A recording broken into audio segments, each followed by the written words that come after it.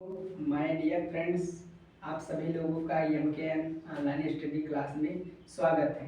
आज हम कक्षा 12 फिजिक्स का एक चैप्टर जो है वैद्युत क्षेत्र और आवेश है। इसमें हम एक हेडिंग पढ़ने वाले हैं, कूलाम का नियम। बहुत इंपॉर्टेंट होता है, ठीक है, बोर्ड एग्जाम के लिए। तो कूलाम का नियम, किन्हीं दो बिंदु आवेशों के मध्य लगने वाले बल के लिए व्यंजक ज्ञात किया जाए।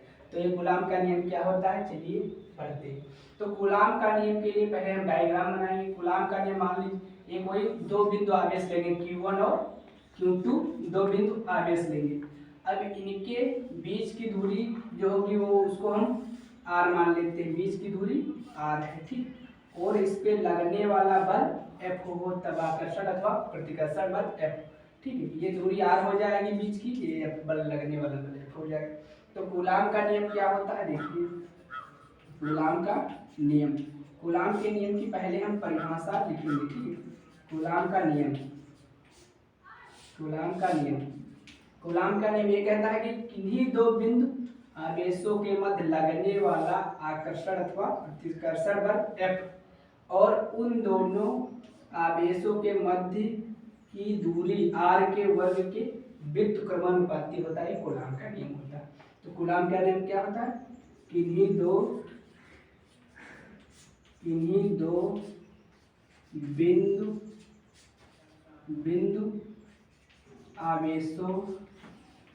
आवेशों के मध्य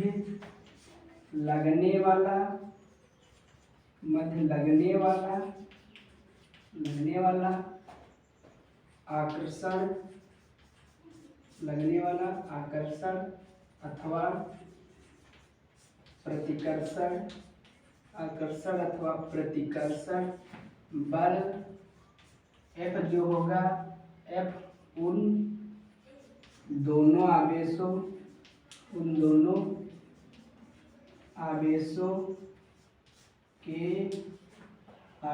के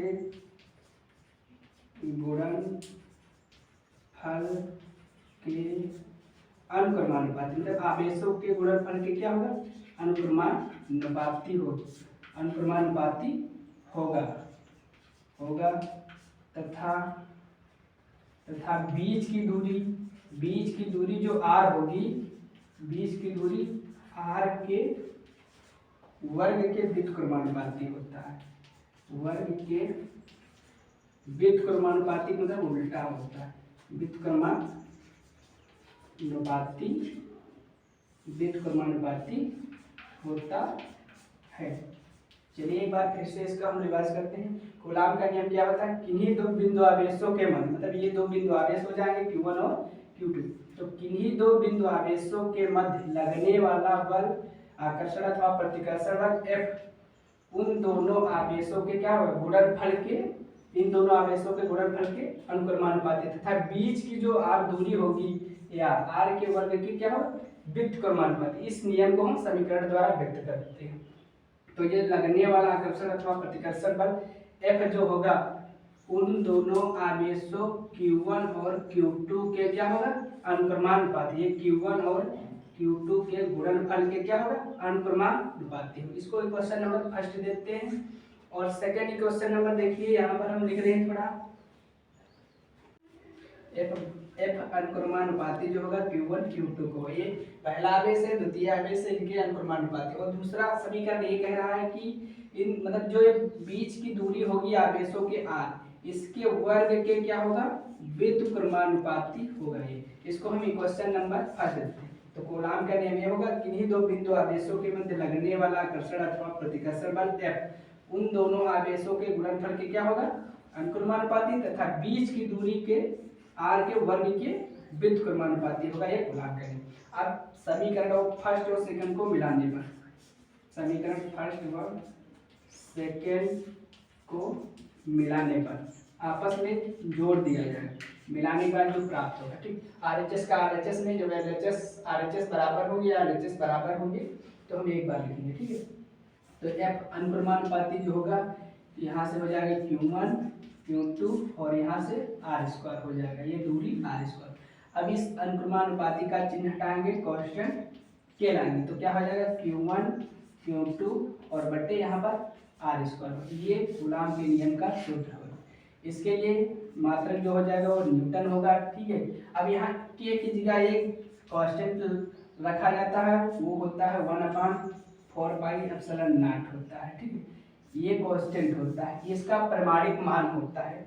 ये 1/4πε0 का प्रमाणिक मान होता है 9 × 10⁻9, 9 × 10⁻9 होता है। और भी होता है न्यू मात्रक किसका होता है न्यूटन × मीटर स्क्वायर प्रति कूलाम स्क्वायर होता है। ठीक है, और ये जहाँ पर ये एप्सिलॉन नॉट है, एप्सिलॉन नॉट को बोलते हैं निर्वात की विद्युतशीलता होती है। निर्वात की विद्युतशीलता बोलते हैं इसको, निर्वात की विद्युतशीलता है।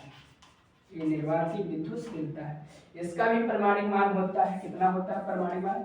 एप्सिलॉन नॉट मतलब निर्वात की विद्युतशीलता का प्रमाणिक मान होता है 8.85 × 10⁻12।